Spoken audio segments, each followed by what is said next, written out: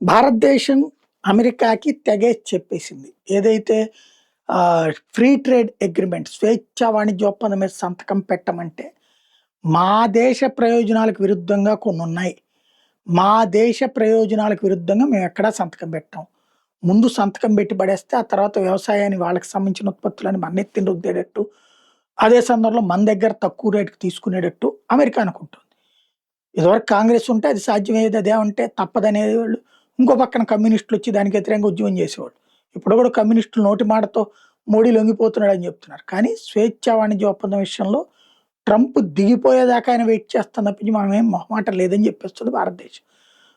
అలాగని మనతో చేసుకోవట్లేదా, బ్రిటన్ చేసుకుంది, ఫ్రాన్స్ చేసుకుంది, జపాన్ చేసుకుంది, జర్మనీ చేసుకుంది. ఇట్లాగా అనేక దేశాలు మనతో ఫ్రీ ట్రేడ్ అగ్రిమెంట్‌కి సిద్ధంగా ఉన్నాయి. మన షరతులు వాళ్ళు ఒప్పుకుంటేనే మనం ఓకే అంటాం. ఇది అమెరికా విషయంలో. ఎందుకంటే అది అంతా అయ్యాక రెండో రోజున ట్యాక్స్‌లేసేసే బ్యాచ్ అది. ఏమాత్రం నమ్మదగని మిత్రుడు అమెరికా ఇప్పుడు. కాబట్టి భారత్ మొండిగానే ఉంది. వాళ్ళ ఒత్తిడికి తలొగ్గటంలా.